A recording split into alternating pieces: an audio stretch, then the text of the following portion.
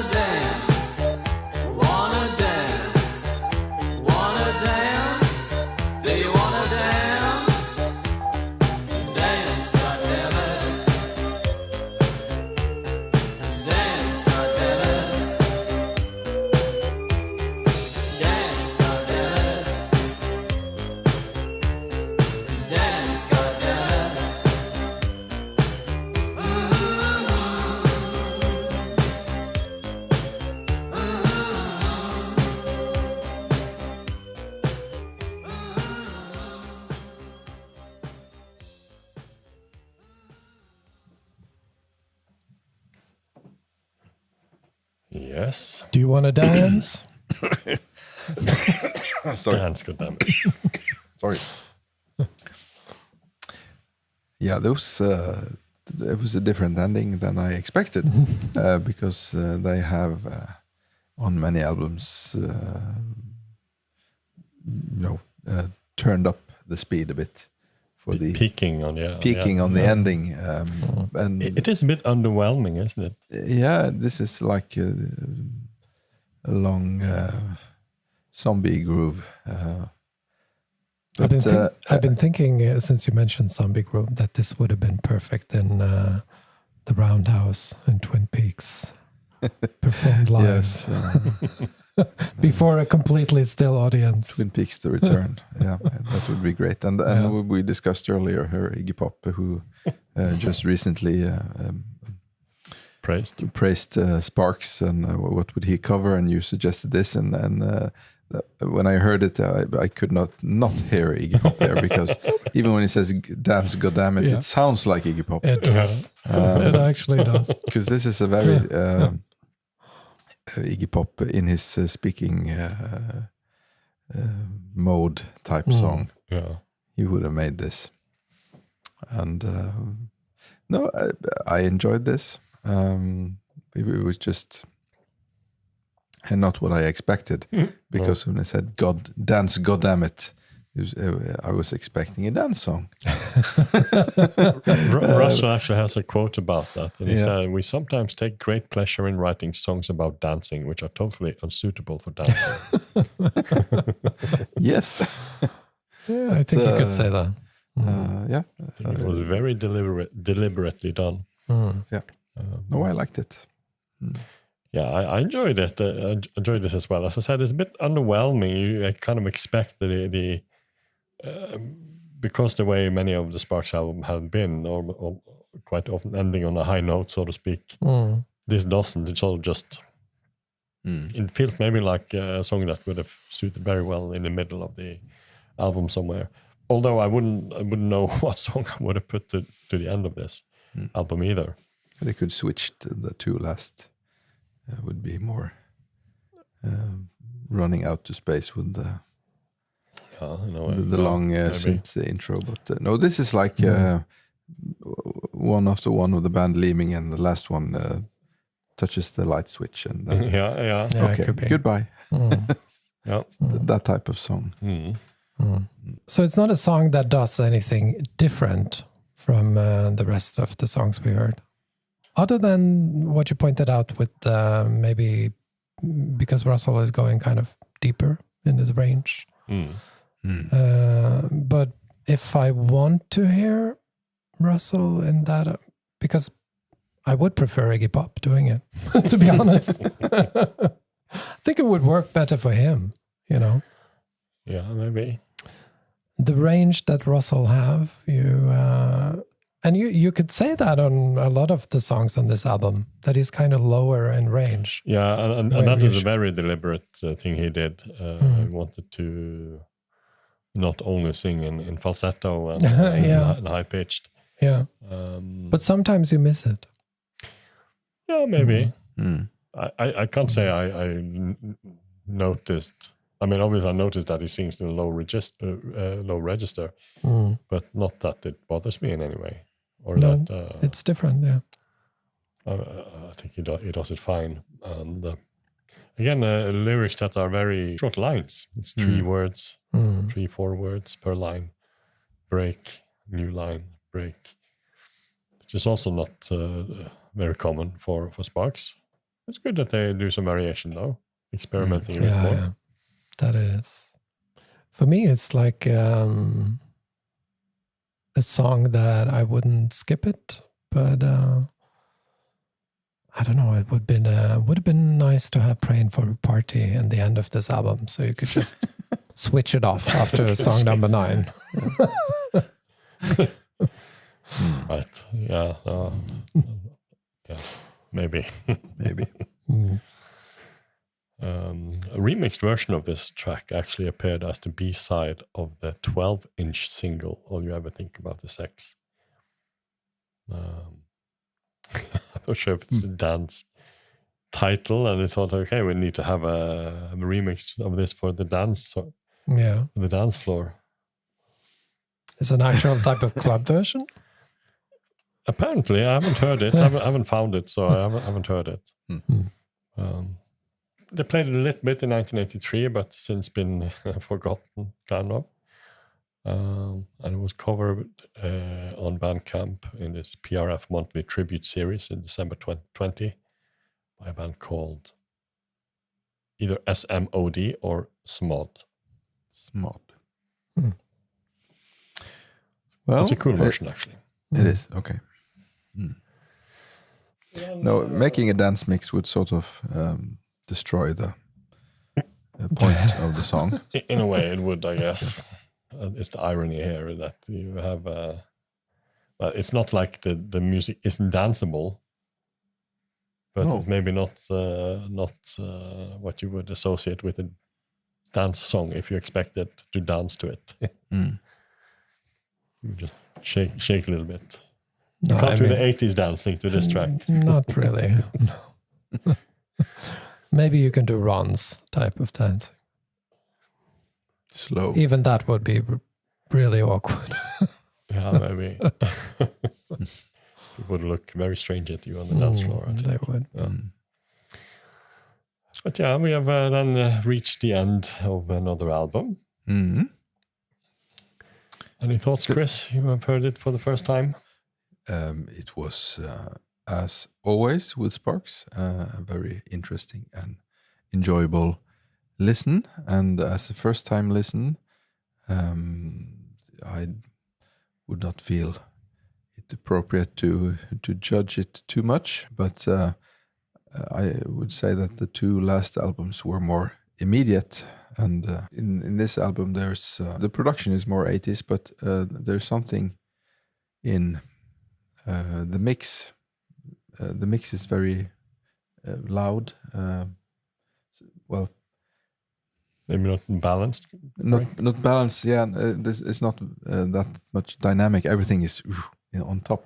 Yeah. So sometimes the synth is a bit, pricking, and that was the first impression that the production did not bother me as much as sometimes the mix did. But of course, this is the first impression, so that might change with repeated listen. Many tracks here I really, really enjoyed. Almost all were enjoyable in some sort or another. All You Ever Think About Is Sex was a great song, the one I had heard before live. And Please Baby Please was also a great, great song. So I think I would pick those two as the favorites. I also really liked these a fun bunch of guys from outer space.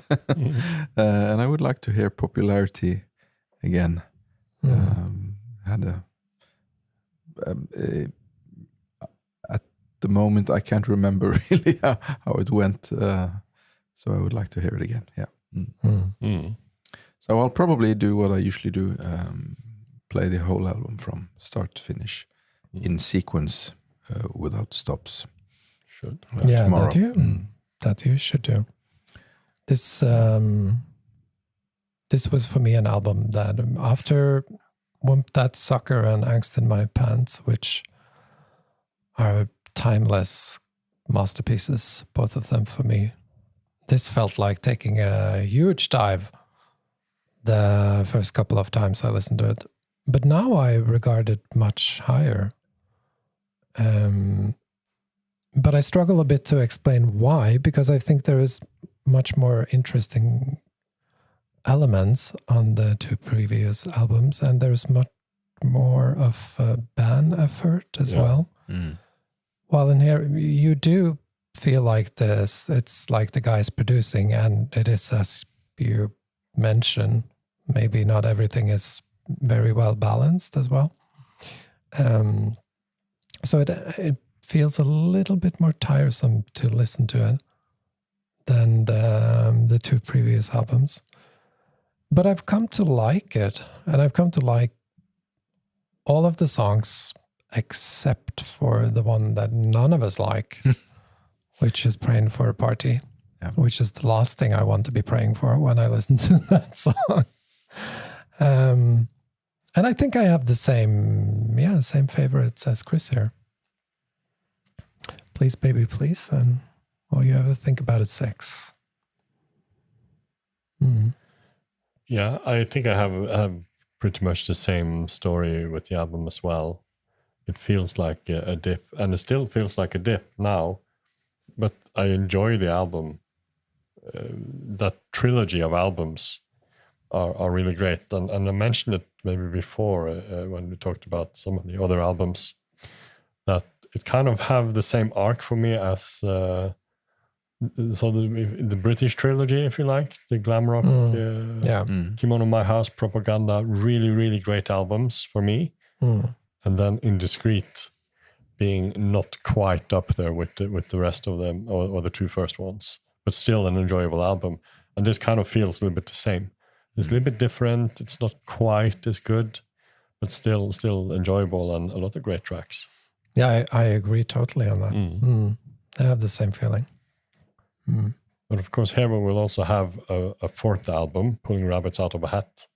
Came out the next year in 1984, also with the same band, at least on paper. But it's becoming so synth-dominated that the band is hardly participating, the other band members. And that eventually led to them leaving or getting fired. At least they weren't playing with Sparks anymore after that album.